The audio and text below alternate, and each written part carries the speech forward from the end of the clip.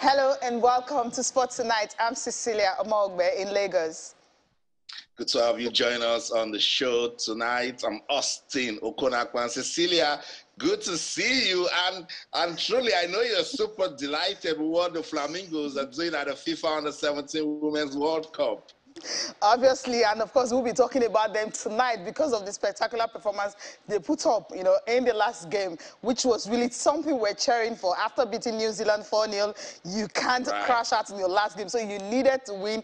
Despite the referee was a bit, selfish, so to speak, but then they won 2-1. And of course, they are into the quarterfinals where they will be facing a team that has scored 13 goals in this tournament and conceded just one. I'm talking about the USA on Friday. That's going to be a tough one. I know, Cecilia, and that's a tricky test, It is tricky. At this level, I'm not scared of anything, maybe except Germany, but with the United States of America and how rampant they've been at the World Cup, then we must see something exceptional from the Flamingos, and I think they can do it, because remember, right after losing to Germany, we said that this team will keep getting better, and they showed the quality against New Zealand. The game against Chile was a good show of a good test of character, and they passed it, Now, this is the business stage of the competition. Hopefully, they will just get better. Hopefully, quarterfinals have always been the bus stop. We'll see if we can get past this time around, especially when it comes to Under-17 Women's World Cup. And of course, we're also talking about our teams on the continent. Rivers United and Plateau United, yes, they crashed out at the CAF Champions League, and now dropping down. North Africans send them out, and the draws, is against North Africans again. And you ask, what is it with Nigerian teams and North African teams? I don't know what CAF is doing, but then, it's a draw of the luck. So that's also, we'll be talking about that, Austin. And of course, there's the FIFA World Cup countdown, 33 days to go. It's getting closer, and one man will not be at the World Cup.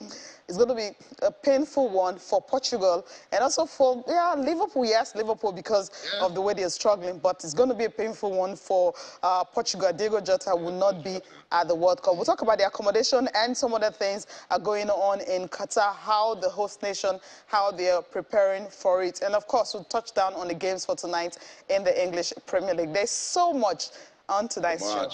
Let's go. Let's go. It's still an action-packed world of sports, Cecilia. I was saying, Cecilia, please don't ask me anything about the CAF Champions League, and the CAF Confederation Cup, because the weekend was a pretty disappointing one, because I had so much hope in the Nigerian teams. At least one should have made it to the group stage, but it didn't happen. So when we get into that conversation, we'll talk about it. Let's talk about what you really want to talk about, and that's the FIFA Under-17 Women's World Cup. We love what the Flamingos are doing. I love this level because this is the grassroots in action. This is developmental football. Some of the names we are seeing now, we need to keep those names close. Look, what a story she's having at Jakaye.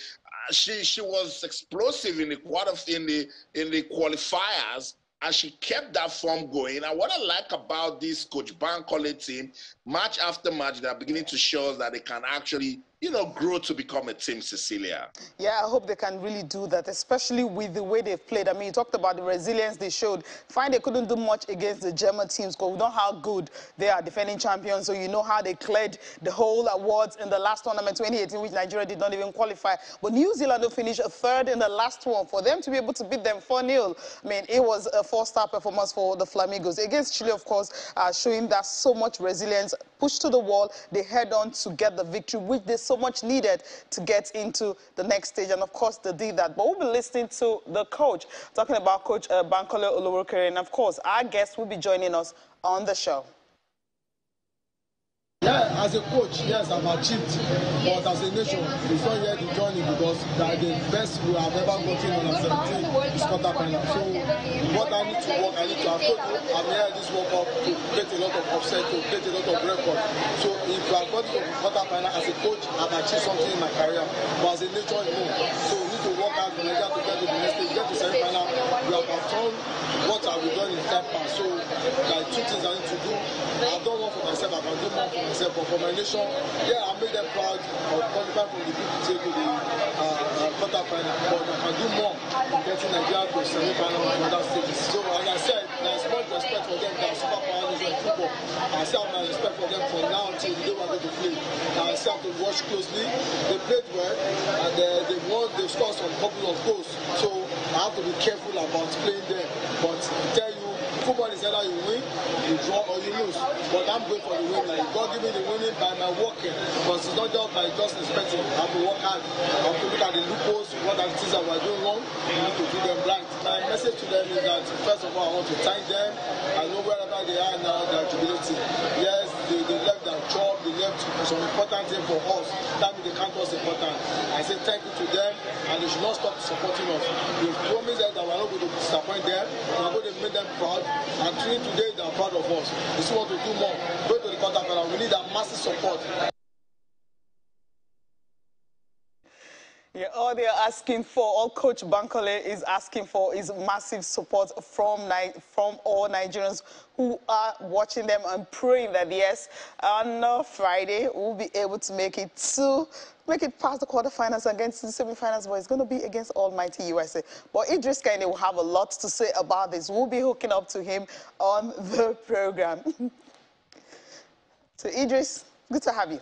Good to be here, Cecilia, and you're really looking good in that red dress. The lady looking bright. And I love where we start from, the Flamingos. I think in the last maybe 3 years thereabout, there is something about being a woman. I'm sure you must be proud, especially a Nigerian woman. The ladies have turned up and turned up and turned up, you know, doing it in style. And look at the Flamingos. After the German game, we had our beliefs, we had our trust in them, but the German game was a kind of letdown. But we said, if you have a belief in such a team, yes, you want to win a first game in a tournament, but since this had happened, how will they respond?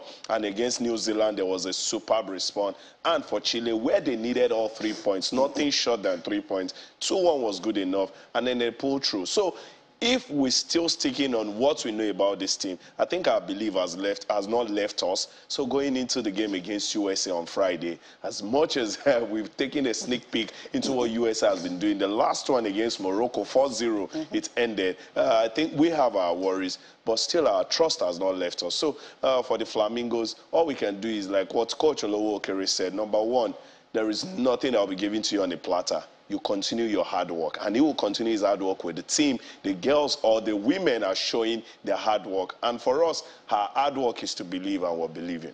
That's a belief, because if you check, I mean, they had good preparations. The fact that they even had to go to Istanbul in Turkey, where they had to stay for 10 days in camp. I mean, they played against a team like Fenerbahce ladies, and one of the team about 2 games that they played before they had to go to India. So that actually put them in a good stead, you know, having exposed them right. Exposure. So which actually helped them. So falling back in the first game, bouncing back, and being able to do so much more. But then take a look at the team USA that we talked about. Their opening game, of course, it was against host nation India. We know when it comes to women's football, India is still growing.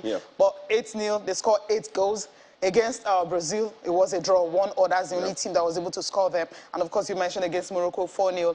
That's about 13 goals and conceded just 1. And Nigeria scored about 8 goals, 4 plus 2 and 2. 4, 2, and 1. So that's like 7. So it scored 7 goals and conceded 2. So it's a fair deal. With your breakdown. Now, let me take the Brazil-Morocco game first. Brazil-Morocco. Okay. It ended 1-0. 1-0, yes, in favor of Brazil. And then Brazil went ahead to play the US 1-1. Now, Morocco, not disrespect, but at this level under 17, they are also a team that is growing. Nothing compared to the Flamingos. To the Flamingos. So I'm looking at USA playing a Brazil that couldn't get more than 1 goal past Morocco, holding them to a 1-1. That means if you do your own homework right, you attack when you need it, and you keep your discipline at the defense, then you can get the... For India, 8-0, yes, they are an upcoming team, but the only thing that game showed us is the fact that US can score. So the first assignment for our Flamingos is to keep it tight and very concentrated at the defense. And then, see, if Nigerian football is what it used to be, if what we used to see, the flanks are where the counter-attack really does happen. You keep it tight at the defense, you break on the counter, and then we could get our own goals and keep them jittering. If we can get a goal against US, you would understand that even the big teams can have teams get under their skin. Yeah, it does happen. If you check on the 20 World Cup, the USA and the Germans did not go past the group stage. Yes. It was a shocker for everybody because these are the teams that have won. These countries have won it 3 times. I mean, we're talking about they're that always level. expected to hit it top, yes. But in those 2 tournaments, it wasn't just their tournament, so to speak. We're coming to under 17 and they're all flying.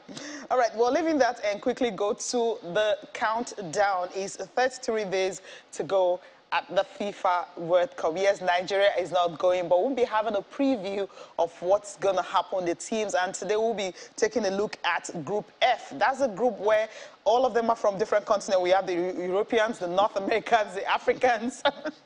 And of course, you have Canada, Croatia, Morocco, and of course, Belgium. I mean, Belgium, where they used to be #1. So just take a look at these are the teams are coming from Group F: Belgium, Canada, Morocco, and Croatia. So we're starting with Belgium. Austin, when you look at the Belgium national team, at the time they were #1 in the world, but Brazilians have taken over. But this team, everyone talk about the golden generation. You still have them. But the Belgians, what can they do at the FIFA World Cup? Especially, check what happened to them. Croatia sent them out at the semi-finals. They couldn't get this. Croatians were finalists. But then, against Croatia, against a team like Morocco, that you really can't predict what they'll come up with, the Belgians have a lot to do in Group F.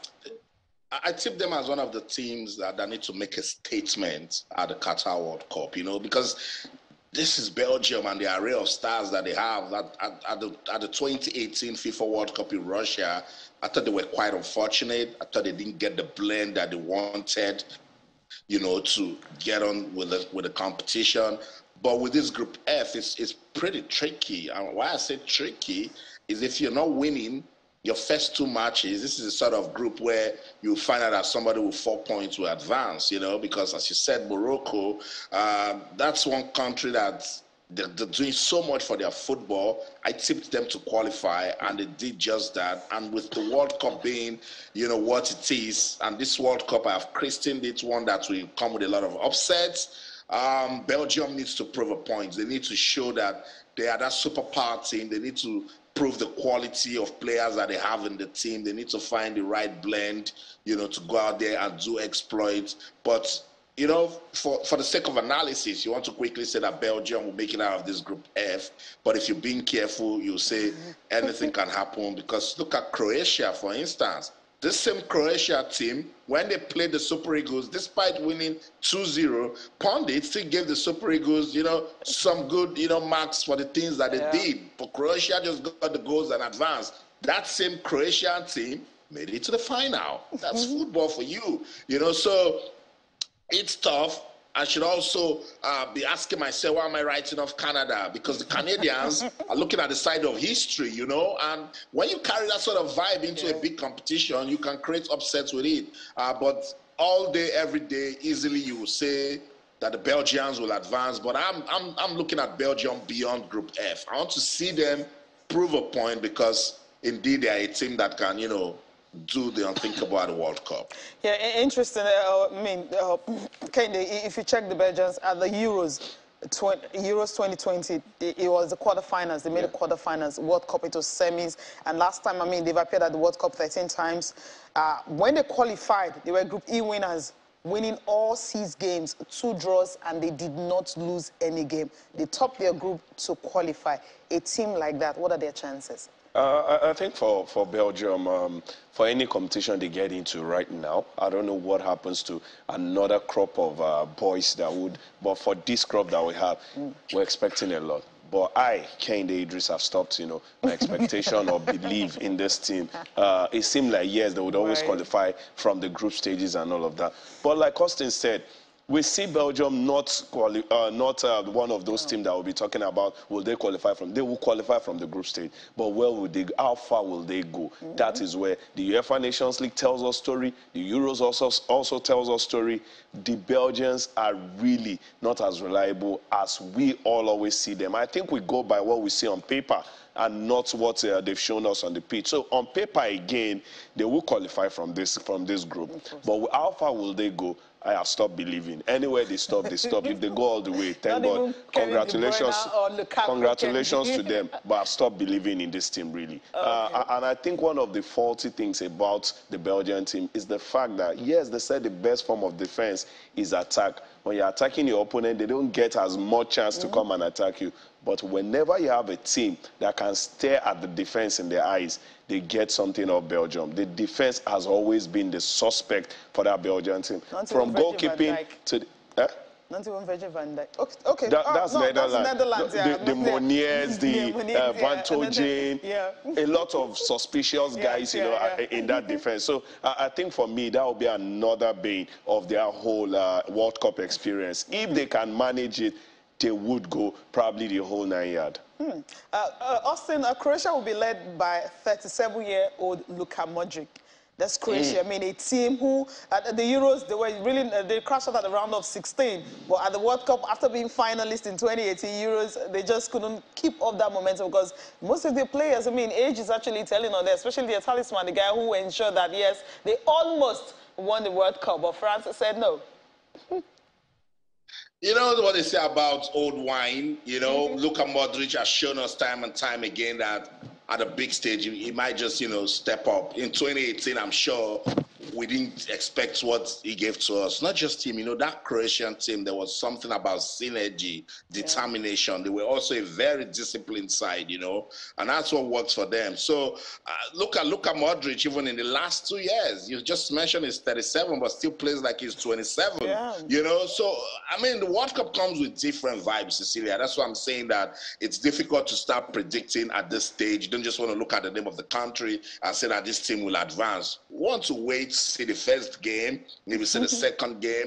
But with what Croatia has done, particularly with their exploits at the last World Cup, it was difficult to write them off. The Euros come with a different feel, But the World Cup is the World Cup, particularly when you're an underdog, when people look at you and they cannot, say the same thing they can say about France or Belgium or Germany. Oh, the Three Lions. I mean, England. So let me keep that into, Yeah, I know. 3 Lions. I know somebody want to hear about that. So, but that just, motivates you to do, something different and, stun your critics and get going at the competition. You know what, Cecilia, since we're counting down to the Qatar World Cup, policing has been a major issue. How are they going to take care of all of the fans that will be coming in? And Qatar said, look, no problem. We're getting ready.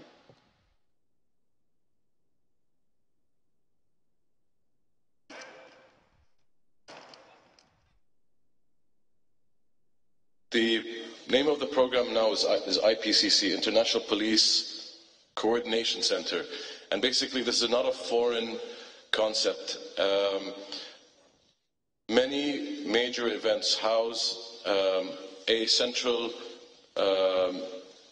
sort of place where you have international policing units in the same place, working together, coordinating together, because obviously you have fans from all over the world that are going to be descending on Qatar during the World Cup.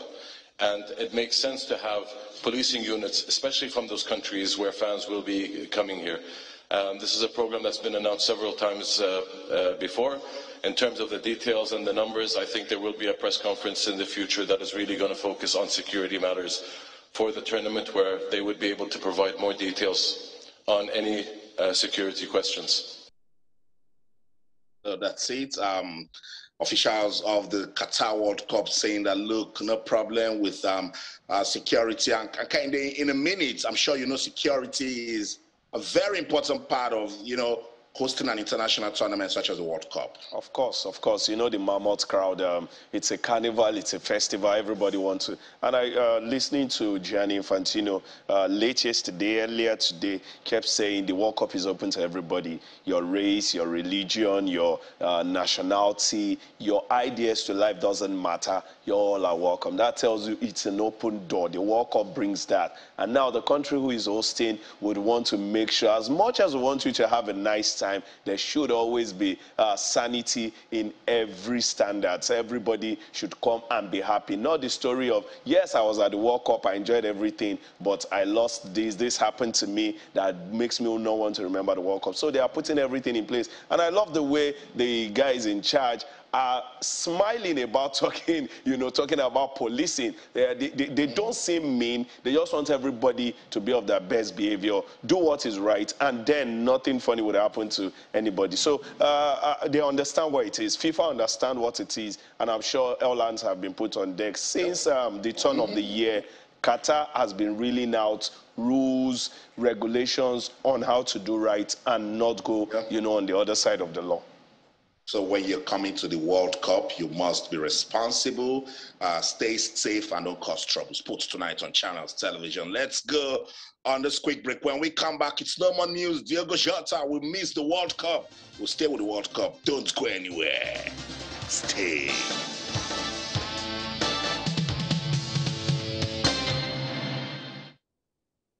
Welcome back to Sports Tonight on Channels Television. We're taking a look at the 2022 FIFA World Cup. It's just 33 more days to go. I'm not going to say what you want me to say. Yes, I won't say it. I resist the temptation. Kehinde and Cecilia, they know that talk. Whenever you talk about the World Cup, they chip that in. I will not say it tonight. I will just stay with the World Cup and the teams that will participate at the World Cup. Cecilia mentioned it at the start of the show. Liverpool star Diego Jota will miss the World Cup. It's quite painful, and Jurgen Klopp, our Liverpool manager, has been responding to that development. Let's listen to him on the show tonight. Yeah, really not good news about Diogo. Yes, he will miss the World Cup. Pretty serious injury in the muscle, calf muscle, and now we have to. The recovery starts, or the process starts, let me say like this. And yeah, so that's it pretty much. So that's the first diagnosis, which was pretty clear, and all the rest will now follow in the next few days. So very sad news for the boy, for us of course as well, for Portugal, for everybody. So yeah. That's it. Yeah, you're right. We need to have a look at that. And in general, we always try, and if we can consider it line-wise, then we will do that. So we see how the boys feel today when they come in. It's now second day after the game, and same moments -1 intense period. We are used to intense periods, so it's not the biggest difference, but it's clear. Yeah, so that's it. Sad, painful.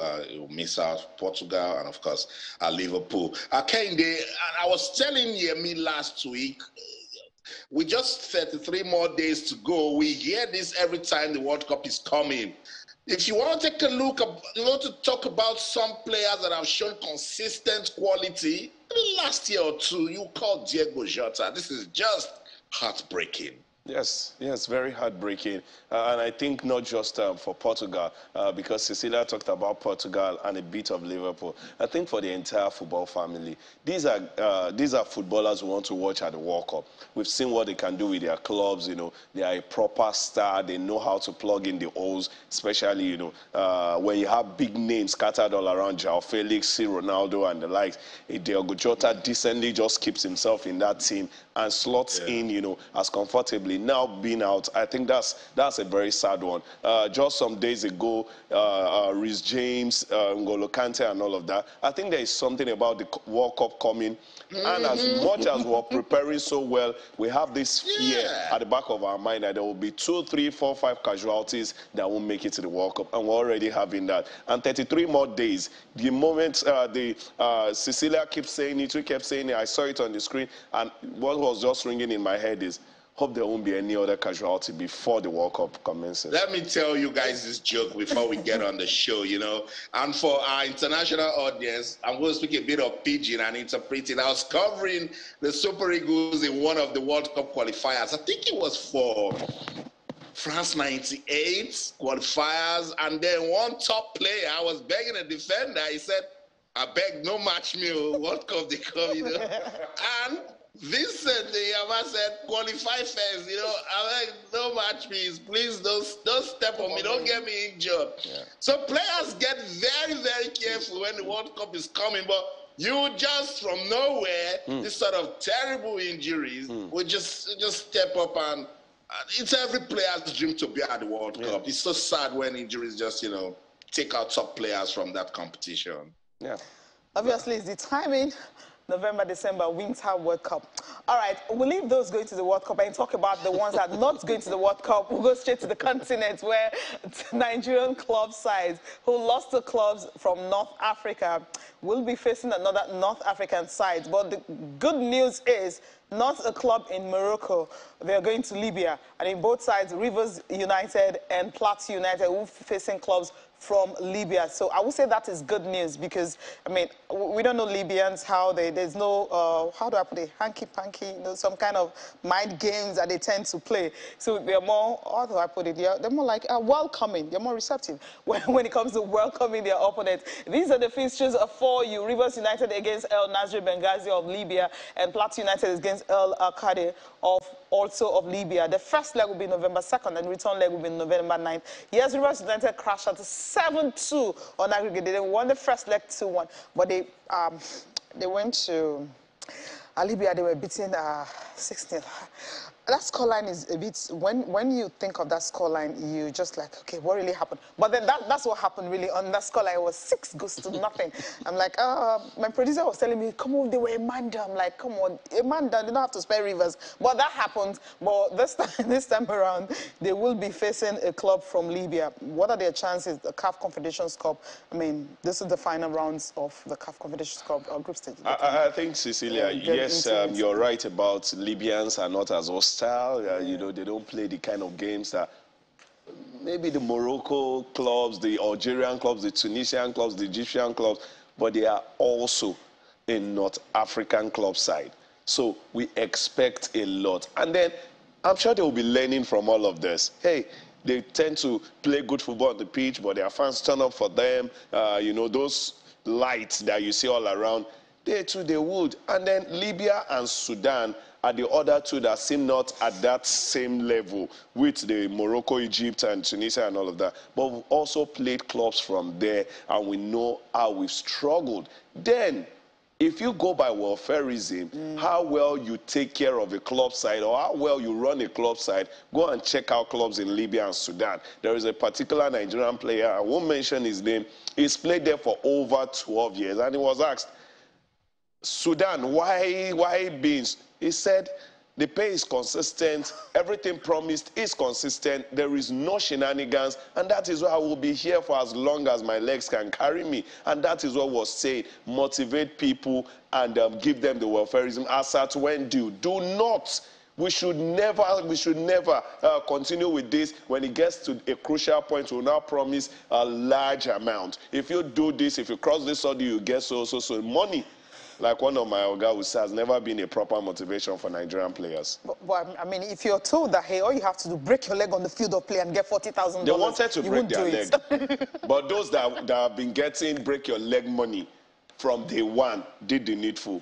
It is not this one day break your leg money that would be special. Austin, I mean, Rivers United, Plateau United, yes, the draws against Libyan side. Now they are in the CAF Confederations Cup. That's where they are right now. From the Champions League, the top to the second. And yes, these two teams were drawn against, not just the two, especially Rivers United, drawn against champions of last season. It was always going to be a difficult one for them. What can they do differently this time around? Whatever mind games that's going to happen, I think they should be ready for this because, I mean, having crashed out at the CAF Champions League, they wouldn't want to, you know, crash it again to a side that is more like a lesser team that you have in Wydad. Coach Fidelis Ilechukwu and Stanley Eguma will answer those questions better. But what I want to say to the players is they need to change their mentality. Yeah. You know, winning is not easy. You know, particularly if you want to be respected on the continent, you must do something differently. I like the word he used. You know, they are not good traveling away. You need to go meet Remo stars, small Remo stars, to tell them what they did when they played Asfar FC in Rabat, Morocco. You know, there was just something about how Remo approached that game, you know, and they didn't lose.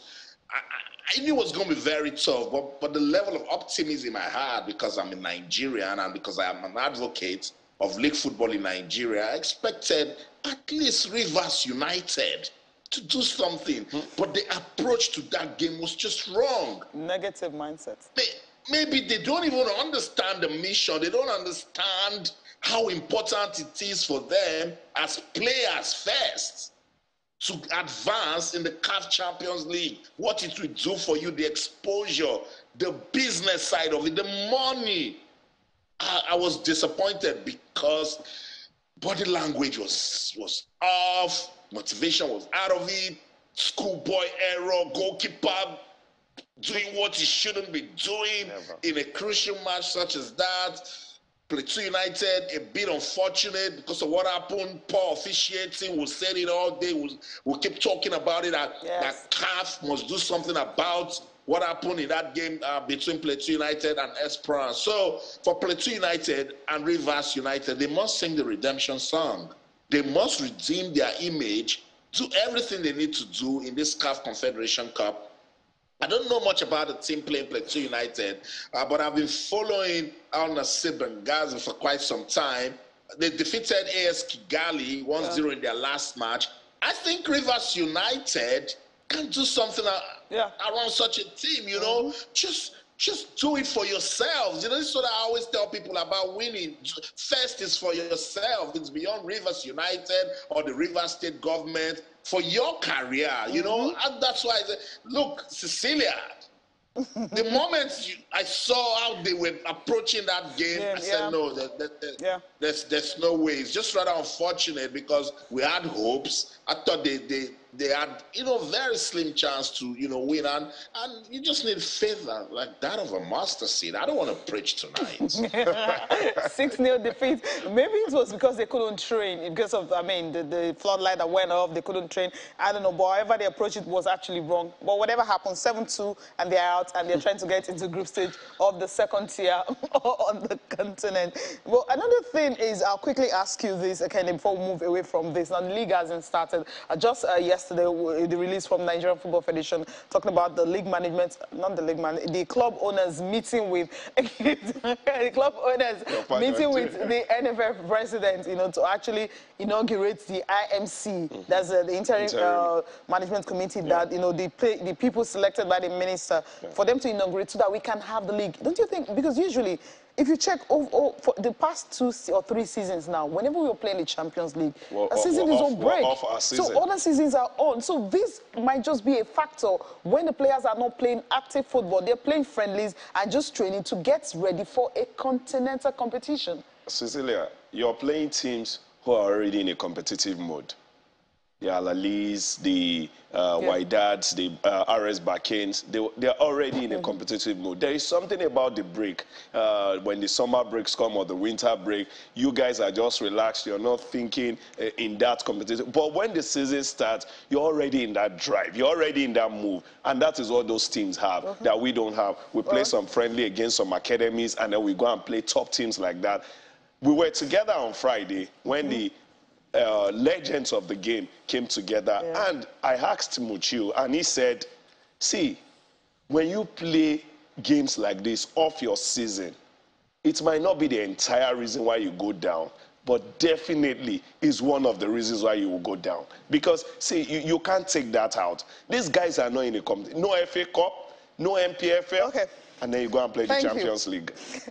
Let's leave it and quickly touch down on this before we go to Ballon d'Or. It's all about the Nigerian Basketball Federation. There's a release coming that they sent to the different clubs that they have invitations for the final 8 of the NBBF Men's League. Now, the release is that on Sunday, the 6th of November, there will be arrival of the team. Competition will start on the 7th to and end 13th. Of course, departure is 14th, and this will take place in Lagos. So you have teams from the Atlantic Conference and also from the Savannah Conference. You have Rivers Hoopers, Kwara Falcons, Police Battens, Lagos Islands, Kano Pillars, Gombe Bulls, Nigerian Customs, and Benue Braves. Now, the question I'm going to be throwing to Austin is the final 8 that they started a bridge league last season. Now, this is 2021 average season.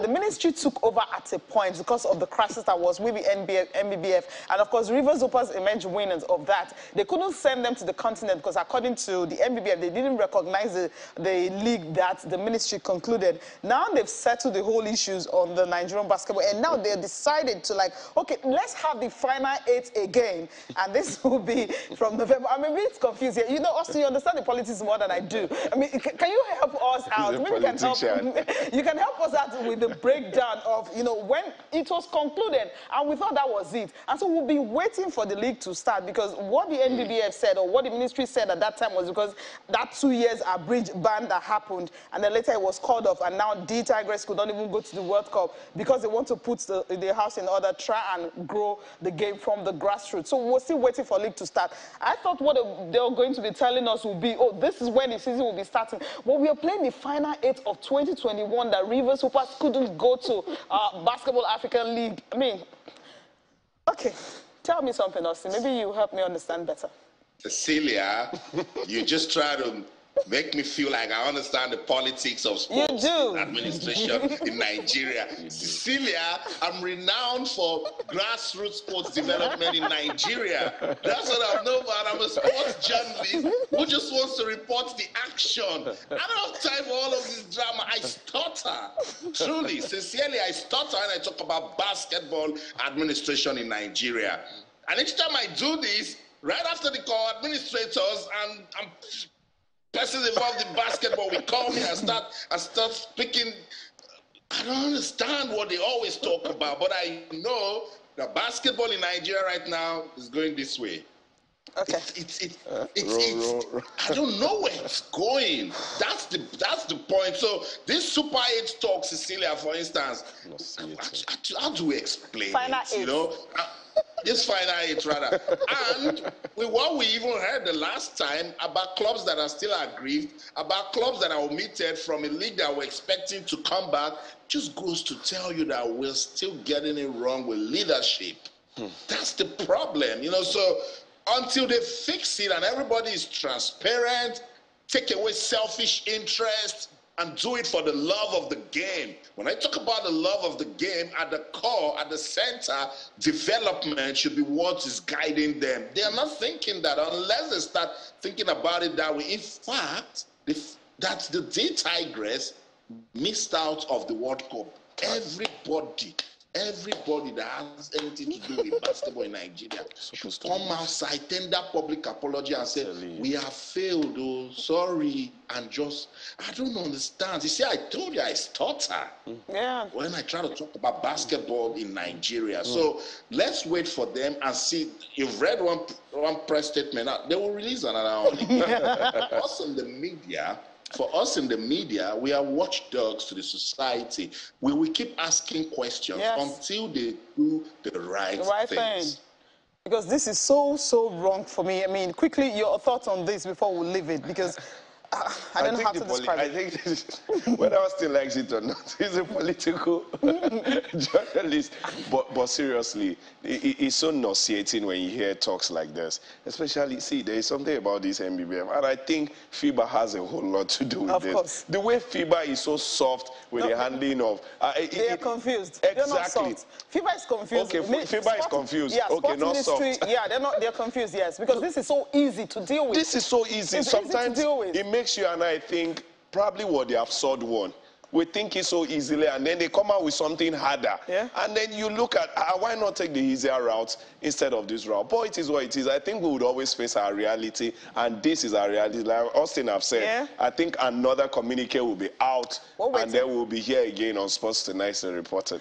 All right. November 7th in Lagos. I can't wait to see if all the teams will turn up from the Atlantic Conference and also the Savannah Conference. So we'll leave in that and quickly touch down on Ballon d'Or's winners. Okay, we expected that Karim Benzema obviously was going to win. There was never a doubt. Well, people were like, team of the, what's the meaning of club of the year?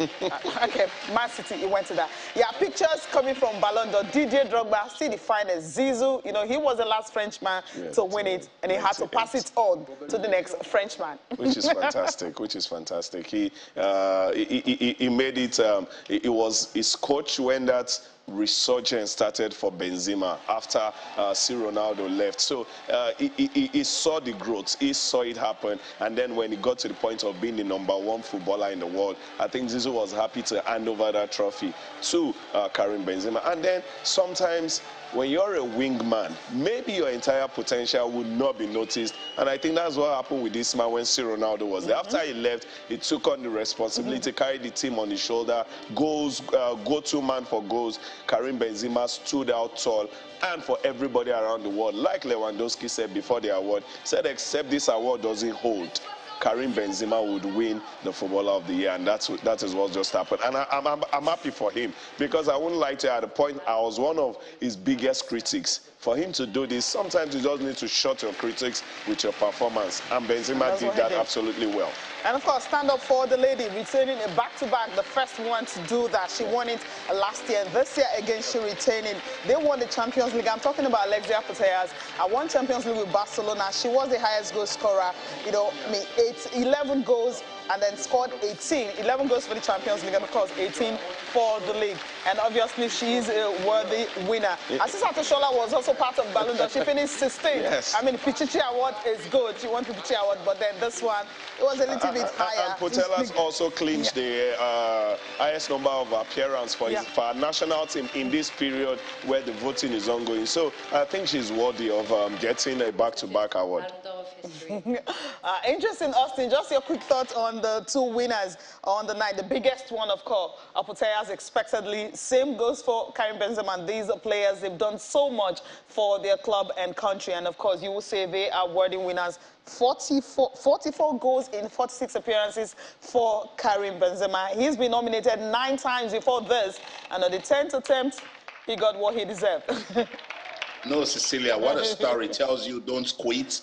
Don't give up. It's not over until you win. And what a time is getting this. There was a time he was playing with Cristiano Ronaldo, Luka Modric, and everybody thought, oh, when is his time going to come? This is an inspiring story that Karim Benzema has told the world. And that's why I love our world of sports. There are always lessons in it. So congratulations. There's nothing to talk about Karim Benzema. Before they did the nomination, I said it on this show that it's Benzema, Benzema, Benzema, you know, and you can tell that no hard feelings. Even the guys that were nominated, they knew that it was going to be Benzema. For Alexia, what a story also. Is Spain just took over the show. They showed that they have the flair. They're doing what we want to see in football and all of that. So congratulations to them and everyone that won the Ballon d'Or. Yeah, and of course, the Copa Trophy went to Barcelona's Gavi. Pedri from Barcelona won it last time. Now another Barcelona player winning it. For, of course, Gemula Award was always going to go to Lewandowski, highest goal scorer for the season. For the other award, Couture, of course, was also going to win this one because of his performance in the Champions League. One award that got me really happy was the one that went to Sadio Mane. Okay, yeah, Sadio Mane, of course. Socrates Award was a huge one. Club of the Year, Man City. I don't know what this means, but they understand those who give out the award. But for Sadio Mane, just 30 seconds on your thoughts on what he has done for Senegal. I want all football, just imagine every player, you know, on the continent of Africa decide to invest in their community, how it will be. I think this man is a huge figure. The last time I saw an African this influential on his country was Samuel Eto'o. We saw that every day, but Sadio Mane has taken it to another level. Samuel Eto'o, I think, even did more with his team. Sadio Mane, yes, there is a Senegalese team that relates to well, but every nooks and cranny of Senegal finds a way. He finds a way to relate to them in the best he can, just to help them off where they are to a better place. And that is why this award is well deserved. Nobody argued this one. Of course, man. Austin, you just wrap this up, and of course, we'll leave the show on Sadio Mane. No, fantastic. You know, Sadio, it's a philanthropist. He's a huge motivator to his country. Led them to win the AFCON. You know, led them to qualify for the World Cup. Even with Liverpool last season, it was phenomenal. I had a chance to speak with him briefly at the AFCON, and you could tell that he's someone who's got humanity, you know, in his heart. And I'm not surprised that he's getting all of these mentions. I just hope that he inspires somebody somewhere out there. I need to go. I know. Don't send me out. That's the show. Thanks for doing this with us in London. I'm Austin Okonakwan. In everything you do, remember, let's keep talking sports. Bye for now. Kenny, thank you so much for coming on the program. It's good always to be here, Cecilia. Thank you so much for watching. I'm Cecilia Mogbe in Lagos. Good night.